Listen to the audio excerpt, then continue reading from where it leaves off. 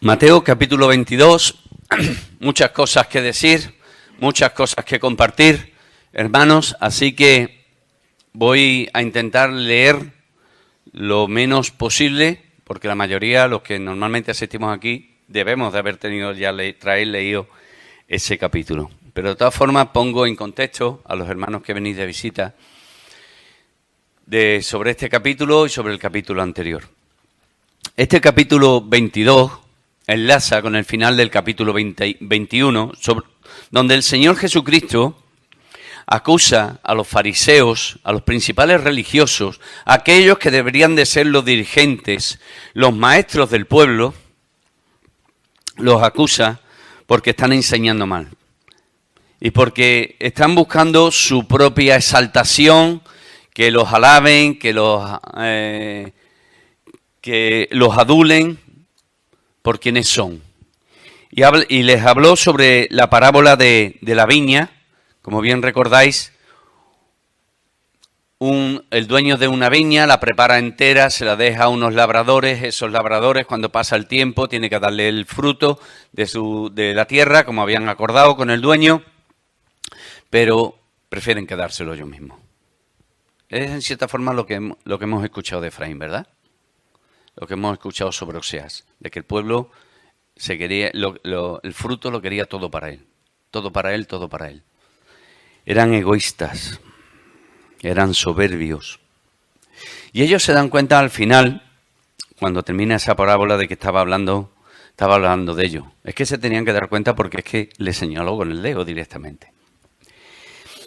Y buscaban cómo quitárselo del medio. Y permitidme que lo diga de esta forma tan llana, quizás tan vulgar o tan popular, ¿no? Querían quitárselo del medio al Señor. Era como esa piedra en el zapato que nos está molestando, ¿verdad?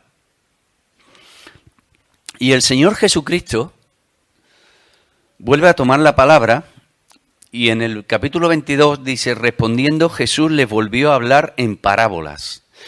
Lo que me gusta del Señor Jesucristo, hermanos, es que constantemente estuvo aprovechando el tiempo para enseñar el reino de los cielos, para enseñar la ley, para enseñar la instrucción, para enseñar y para predicar el Evangelio, para traer las buenas nuevas de Dios para el hombre.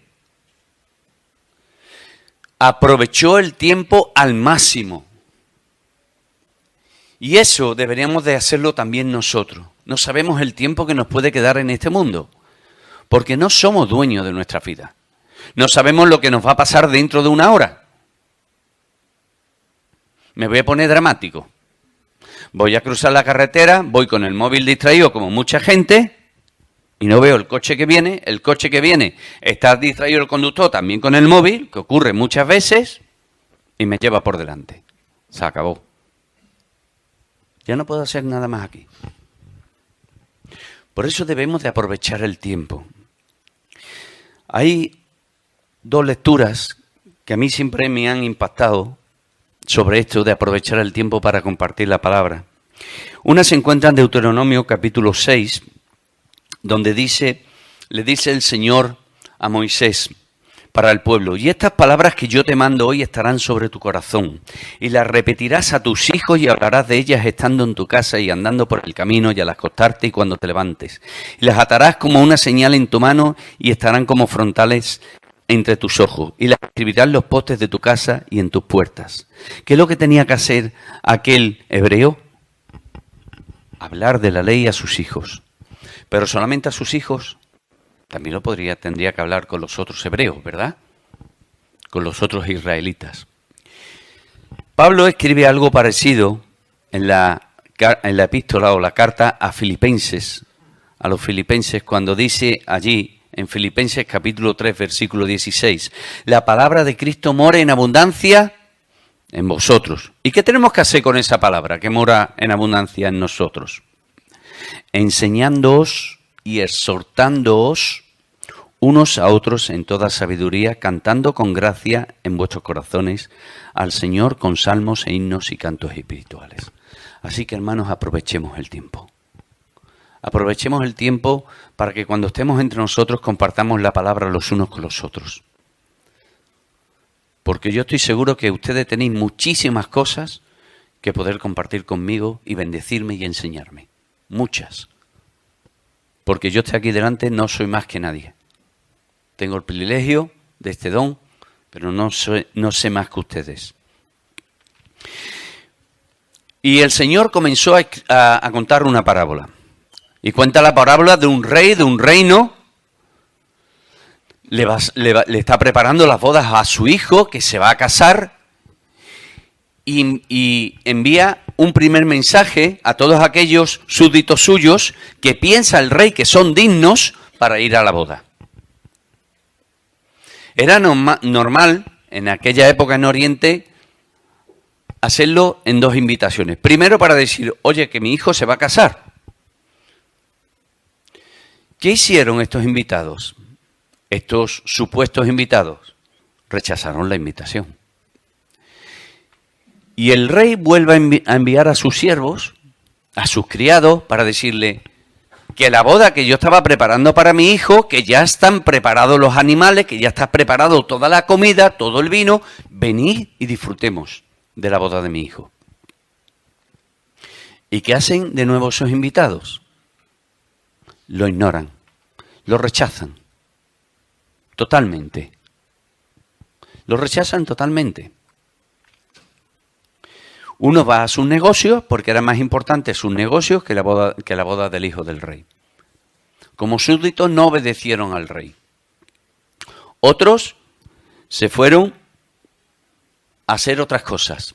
Y otros incluso, fijaos cómo insultaron y rechazaron la invitación del rey porque maltrataron y mataron a alguno de sus siervos. Qué desprecio más grande, ¿verdad? Qué soberbia más grande la de estos invitados, aquellos que el rey pensaban que eran dignos. ¿Cuáles son las consecuencias? El rey, viendo su reacción, la reacción de ellos, cómo incluso maltrataron y mataron a sus siervos, el rey le dará su castigo. Y así fue, y así será. Y así es y será con aquel que rechaza al Señor Dios Todopoderoso. Aquel que quiere tu salvación, tener una relación contigo y que envió a su Hijo a morir por nosotros en la cruz del Calvario. Porque está rechazando y pisoteando el sacrificio de Cristo en la cruz. Hemos escuchado de Efraín de que Israel, podemos pensar algunas veces que eran muy malos, pero es que nosotros somos igual. Aquellos judíos, aquellos israelitas rechazaron el mensaje del Señor. Porque el Señor está preparando unas bodas en los cielos. Y todos estamos invitados. Pero depende de nosotros si queremos recibir esa invitación o no, si queremos ir a esa boda o no. Y muchos la han rechazado, la están rechazando y la rechazarán. Y las consecuencias serán terribles para ellos. Como para aquellos invitados. ¿Qué hizo entonces el rey? El rey dijo, entonces dijo a sus siervos, las bodas a la verdad están preparadas, mas los que fueron convidados no eran dignos. ¿Pero por qué no eran dignos? Porque ellos quisieron no ser dignos, porque ellos rechazaron la invitación. Os pongo un simple ejemplo. Yo voy a cada uno de vosotros y voy con un regalo. No os conozco, pero quiero haceros un regalo, un buen regalo. ¿De quién depende de recibir ese regalo? ¿De mí? ¿O de ustedes? De cada uno de ustedes. Depende de cada uno de ustedes. El Evangelio es así. La invitación a las bodas del Cordero que Dios está preparando en los cielos es así. Y para ello hay que aceptar el sacrificio en la cruz por del Señor Jesucristo, por nuestros pecados. Dice las Escrituras, dice el apóstol Juan en ese capítulo 1, versículo 11, a los suyos vino y los suyos no le recibieron. Y los suyos no le recibieron. Y entonces, ¿qué hizo el Señor? Mandar a sus siervos a los gentiles, a los que no eran su pueblo escogido. Mirad lo que ocurrió en Antioquía de Pisidia. Hechos capítulo 13, versículos 45 y 46. Versículo 44. el siguiente día de reposo se juntó casi toda la ciudad para oír la palabra de Dios. Pero viendo los judíos, y fijaros la actitud de estas personas, pero viendo los judíos, la muchedumbre se llenaron de celos, igual que aquellos que se oponían al Señor Jesús. Y rebatían lo que Pablo decía, contradiciendo y blasfemando.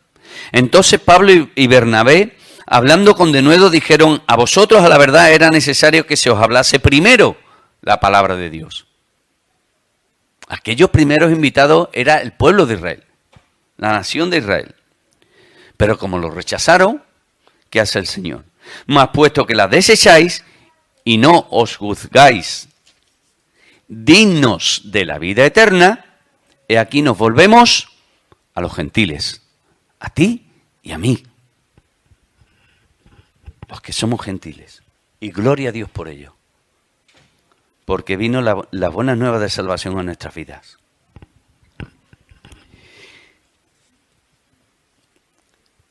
Y fijaos que sigue diciendo: y por la salida de los caminos llamad a la boda cuantos halléis. Da igual su condición, a cuantos halléis. Porque el Señor no hace excepción de personas, no hace diferenciación de personas. El mensaje es para todo el mundo. La salvación es para todo el mundo.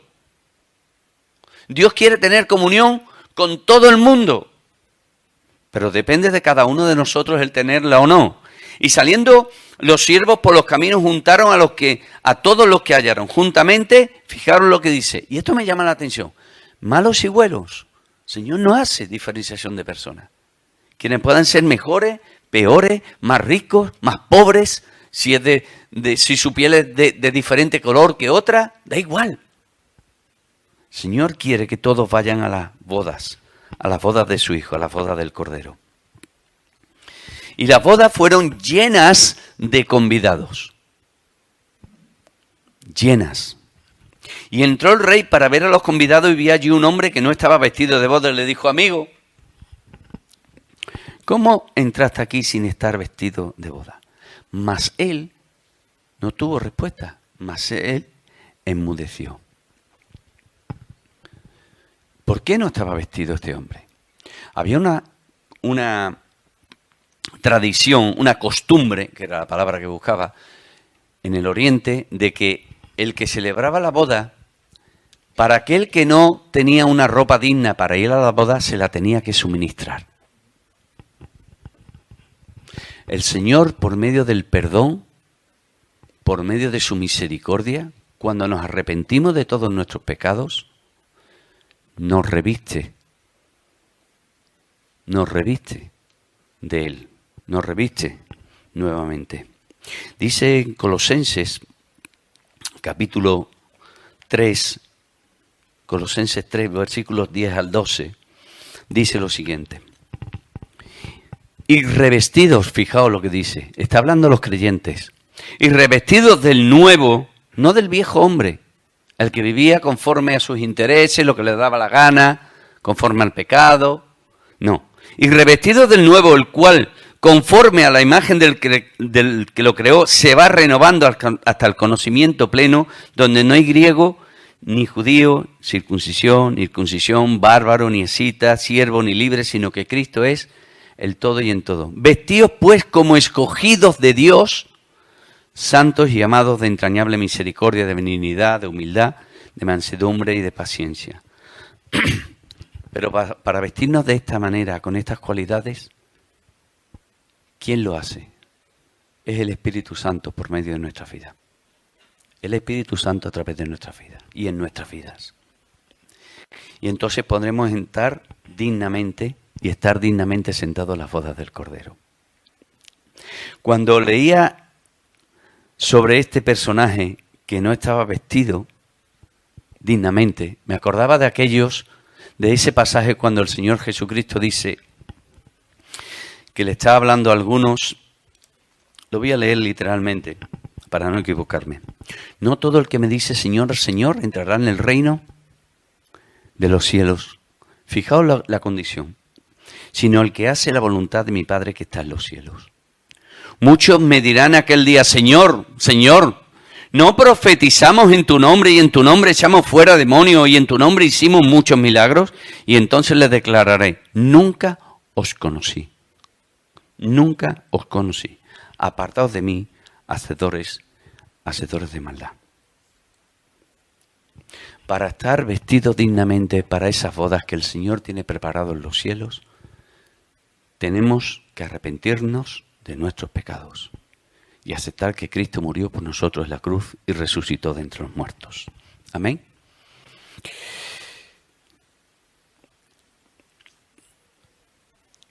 La actitud de aquellos siervos es la actitud también que debe de ser de cada uno de nosotros, hermanos.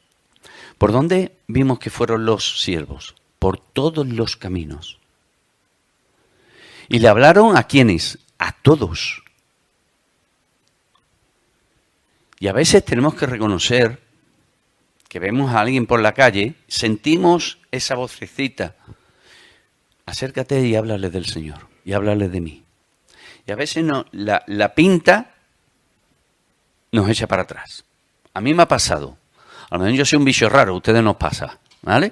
Yo soy un bicho raro. Hermano, yo he visto predicarle el Evangelio delante mía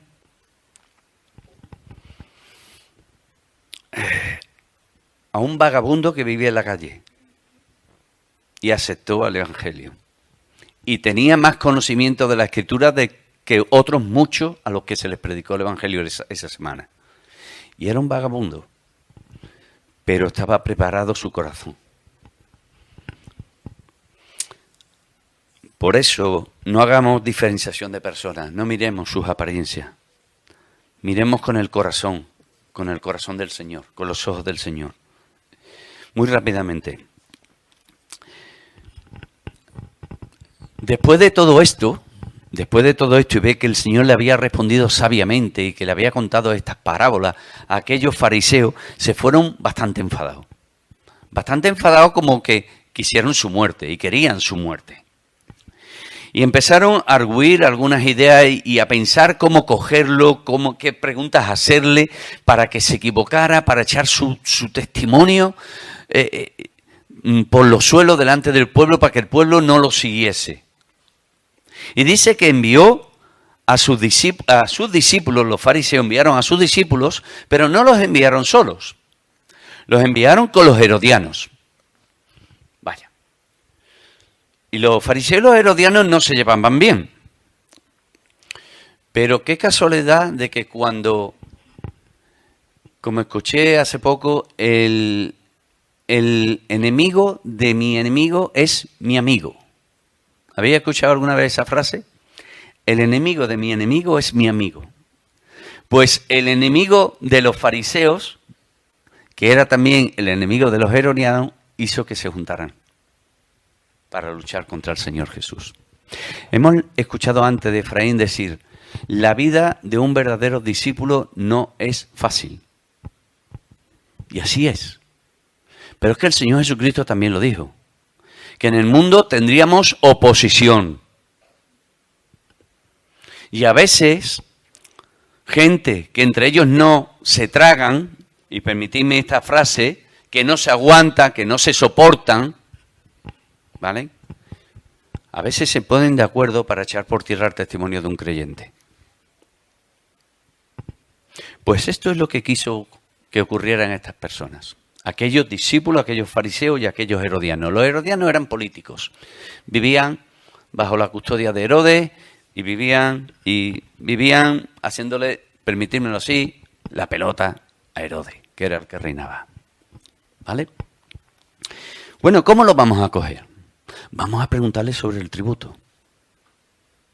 Vamos a preguntarle sobre el tributo. ¿Vale? A ver qué nos contesta.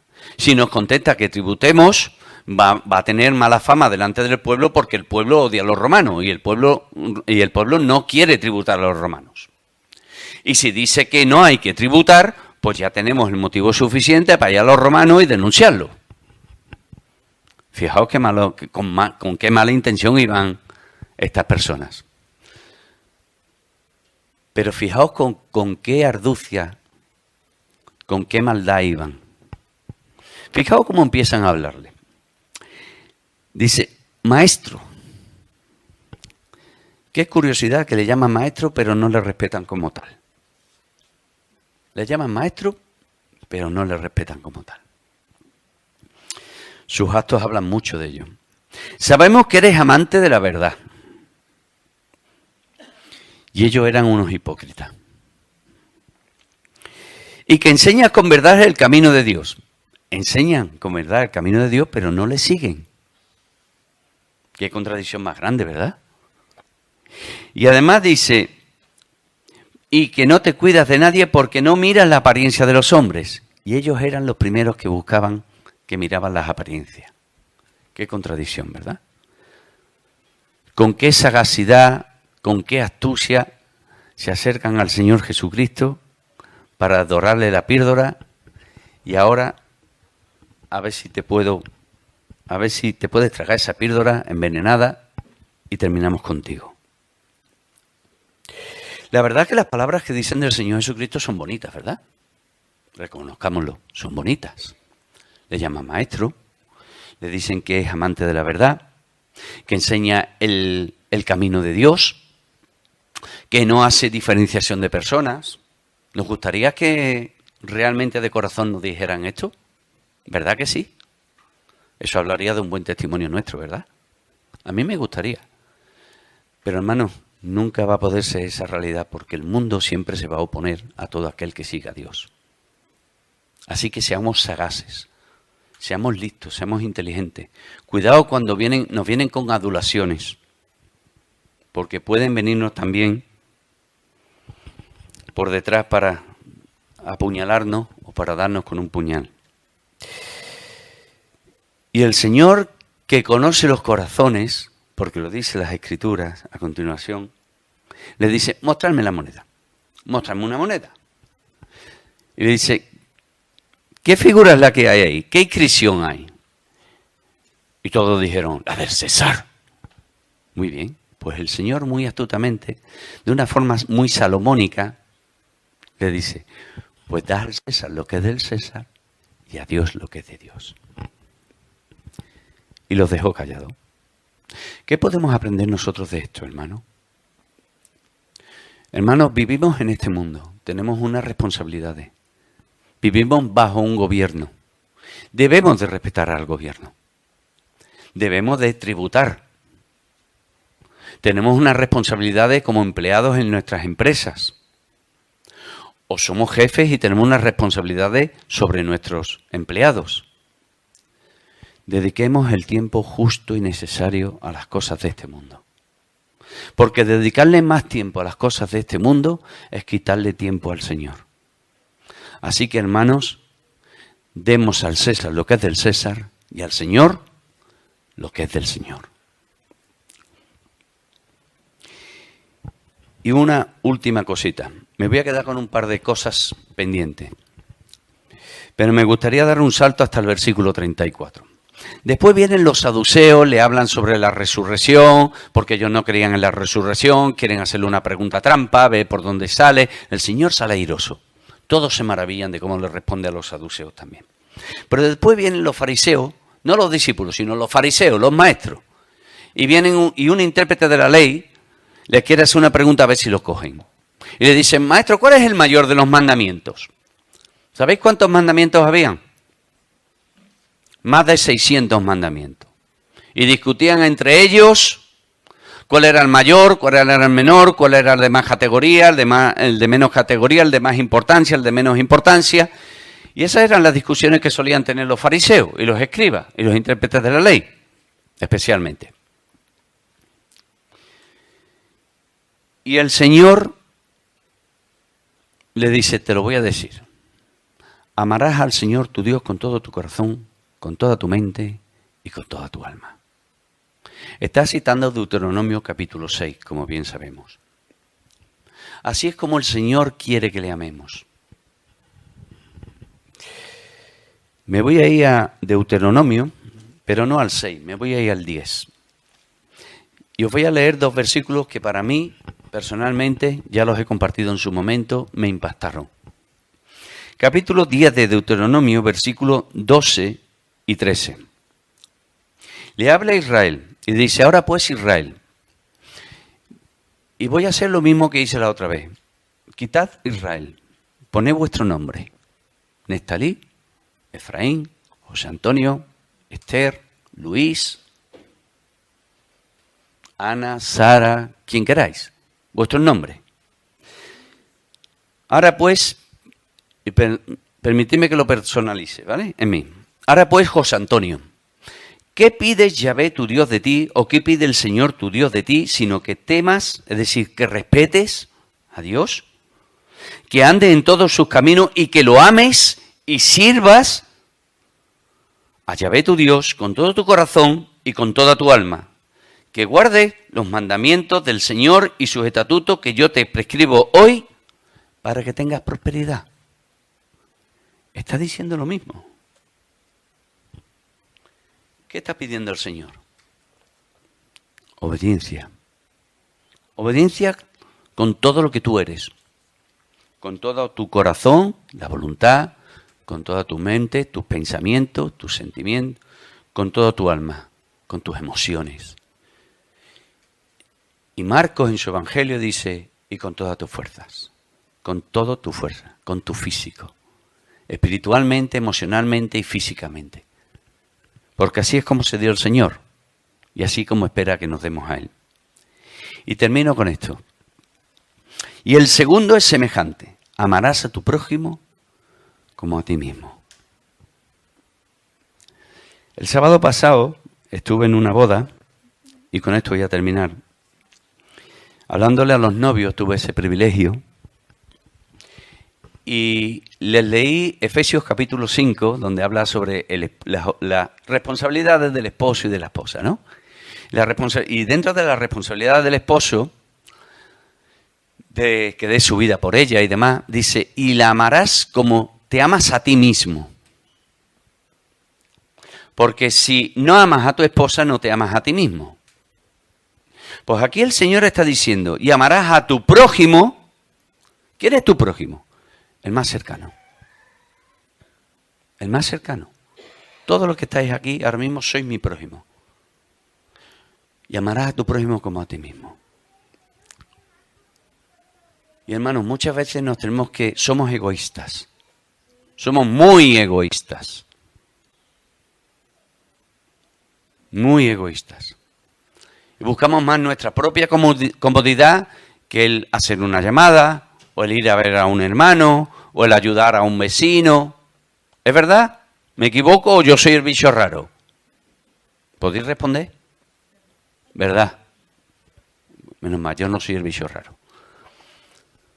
Pues el Señor dice, ama a tu prójimo como a ti mismo.